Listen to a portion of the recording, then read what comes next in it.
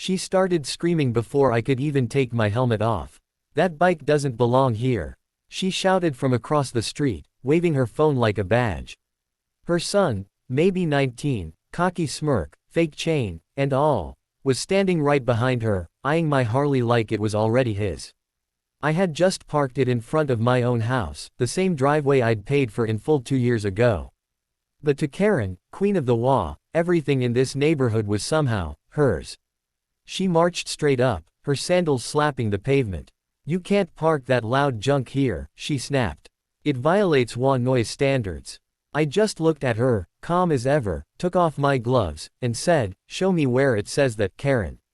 Her son snorted and whispered something about how he could take it for a ride if I wasn't using it. I smiled a little. "You touch that bike," I said quietly, "and you'll wish you hadn't." Karen gasped like I had just threatened the president. "Did you hear that, Kyle? He's threatening us." Then she dialed 911, right there, in the middle of the street. "Yes, officer. There's an aggressive man here, he's waving around something dangerous." I wasn't holding anything except my helmet. I just folded my arms, let her talk, and watched the show. Within minutes, a patrol car rolled in. 2 officers stepped out, and Karen rushed to them like she'd been attacked.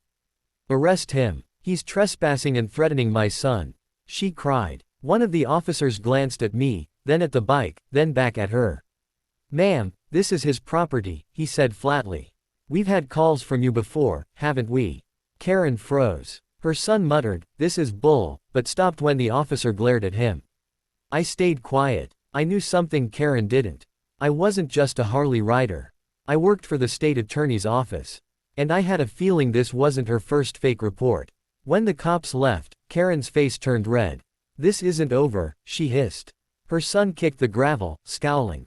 I smiled slightly, put my helmet back on, and said the one line that made her freeze completely. "Next time you call the cops, Karen, make sure it's not on someone who works with them."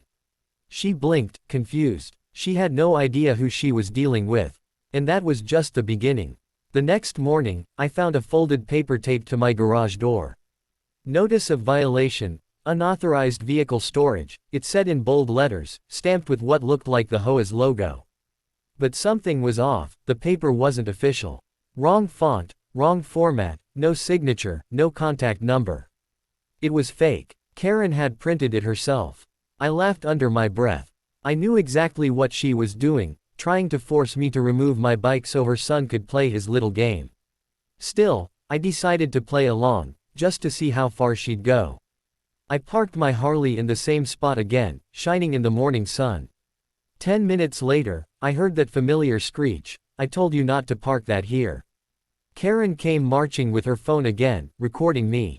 Her son followed, grinning like he'd already won. "We're filing another complaint," she said, waving the fake paper. "You'll be fined, or towed, or worse." I kept calm. "Go ahead," I replied, "but make sure you use real HOA paperwork next time."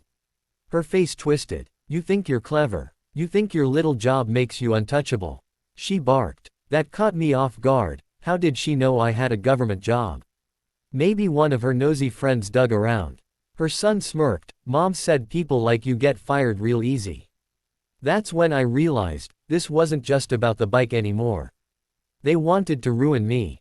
That afternoon, I got an email from my HOA account. "Your membership status is under review due to multiple complaints of threats and property violations." Attached were photos of me standing beside my bike, clearly taken from Karen's porch. Edited, zoomed, and time-stamped wrong. She was fabricating evidence. I sat there for a long second, staring at the screen. Most people would panic, but I didn't. I opened my laptop, clicked a folder named Cam Feed, and played the security footage from last night. Every second of Karen and her son sneaking near my garage was captured, clear faces, clear actions. I whispered to myself, "All right, Karen, time to play this your way." I called my colleague from the state attorney's office. "Hey, Mike," I said, my voice calm but sharp. "Remember that community harassment case we talked about? I think I've got a live one." He laughed. "You mean the wall lady again?" "Yeah," I replied, glancing out the window as Karen stood across the street, arms folded, glaring at me. And she just made her biggest mistake yet. That evening, Karen threw a neighborhood safety meeting in her front yard, basically her excuse to gossip and spread lies. She'd invited half the street, setting up folding chairs, a plastic podium, and even a banner that said, "Protect our neighborhood from threats." I parked my Harley right where she could see it and stood at my mailbox, arms crossed. As people gathered, I could hear her voice carry across the yard. "He's dangerous," she told them. "He threatened my son, parked illegally, and shouted at me. We can't have that kind of behavior here." A few neighbors looked unsure, glancing toward me. Others whispered, clearly eating up the drama. Her son played the victim perfectly, sitting with fake bandages on his arm like I'd hit him or something. I waited until she said, "We're considering filing a restraining order," before I walked over, slow, calm, confident. The whole crowd went quiet. Karen's smile faltered, but she forced it back. "Oh look, he decided to join us," she said in that syrupy tone fake people use right before they snap. I looked around the circle, then at her. "You told them I threatened you?" I asked softly. She straightened. "You did. We all saw it." That's when I took out my phone, opened my gallery, and hit play. On screen, the security footage showed Karen and her son the previous night, walking up to my garage, sticking that fake violation note, and laughing about how they'd get him out before Christmas. Gasps rippled through the neighbors. Karen's face turned pale. "You broke into my property," I said calmly, eyes on her trembling hands. "Filed a false complaint. And tried to ruin my job." Her son muttered something and stormed off, realizing everyone was recording now. Karen stuttered, that video is fake. He edited it." I leaned closer, lowering my voice so only she could hear. "Careful, Karen. Accusing a state attorney's investigator of evidence tampering. That's a bold move." The words hit her like a slap. Her mouth opened, but no sound came out. The crowd was silent except for one older neighbor who muttered, "I knew she was lying." Karen finally snapped. "You think you can intimidate me?" she screamed, snatching her phone again. "I'll call the police right now." I smiled, slow and deliberate. "Please do," I said. "I already have a report waiting for them, with your fingerprints, the fake notice, and your lovely security footage." The look on her face was pure panic. Her phone slipped from her hand and fell on the grass. She realized then that the game had flipped. For the first time, she wasn't the one in control. And that was the moment I knew, Karen was about to dig her own grave, one lie at a time. 2 days later, things got darker. Early morning, around 6 a.m., I heard the deep rumble of a tow truck outside. I walked to the window, and there it was. A flatbed pulling up right in front of my driveway. Karen stood beside it in her robe, sipping coffee like she owned the street. Her son pointed at my Harley. "That's the one. Take it." I opened the door. "Touch that bike," I said, stepping down the porch, "and this becomes a criminal matter." The tow driver hesitated. "Ma'am," he said to Karen, "do you have a release form or a court order?" She snapped, "The law authorized it." I raised an eyebrow. "Funny," I said, "since the law president lives 2 doors down, and that's me." Her jaw dropped. She blinked, completely speechless for a second. The driver looked between us, confused. "Wait, you're the president?" he asked. I nodded. "Legally elected 3 months ago. I just hadn't made it public yet." Then I pulled out my ID card, State Attorney's Office, Property Crimes Division. "And this," I added, "is why you're both in very deep trouble." Karen's son stepped back, stuttering. We didn't know." But Karen's pride wouldn't let her stop. "He forged that. He's lying. That's when a second car pulled up, black sedan, government plates. My colleague Mike stepped out, camera crew behind him. "Morning, Karen," he said cheerfully. "We're here for the WA fraud investigation you started. Remember those fake notices?" Karen froze like a statue. The tow driver backed off, unhooked my Harley, and muttered, "I'm outta here." The whole neighborhood had gathered by now, watching from porches and lawns. Mike turned to me. "You were right," he said. "She's been using fake forms, forged letters, and calling in false complaints across multiple blocks. We've got enough evidence for impersonation and harassment."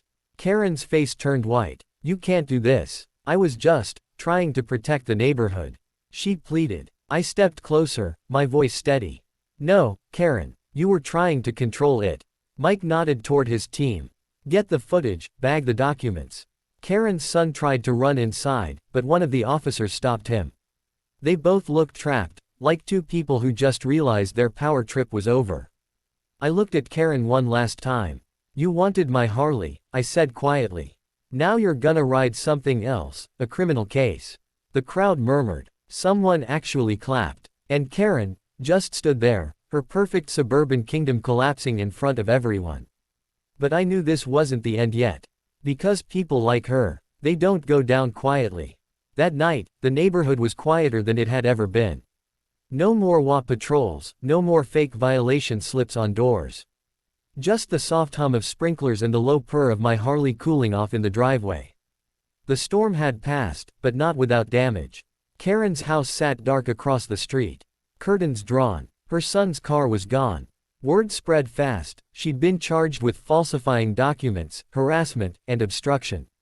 The HOA board held an emergency vote the next morning and removed her permanently. The same people who once nodded along to her orders now pretended they never knew her. I was standing outside when Mrs. Douglas from next door walked over with a pie in her hands. "We didn't know what she was doing behind our backs," she said softly. "You did the right thing." I smiled a little. "Just doing my job," I replied. She chuckled. "No," she said, "you did more than that. You reminded her this isn't her kingdom." Later that week, I got a letter from the county. Karen had tried to plead that it was all a misunderstanding, but the evidence was airtight. She'd have to pay fines, attend mandatory community service, and stay 100 yards away from my property. Irony at its finest, she'd built her life on controlling everyone else, and now the law controlled her. That weekend, I sat on my porch, the sun dipping low, the Harley gleaming under orange light. A couple of neighbors walked by, giving a small wave. For the first time, the street actually felt like a community again. I took a deep breath and smiled. Funny, I murmured to myself, I didn't fight for this country's laws to be told I can't park on my own land. Then I revved the Harley once, loud and proud. The echo rolled through the cul-de-sac, pure freedom. Karen peeked from behind her curtain, eyes wide, realizing the truth at last. She'd tried to destroy the wrong man. And I couldn't help but grin, whispering to myself, justice doesn't always come with a badge, sometimes it comes with a Harley.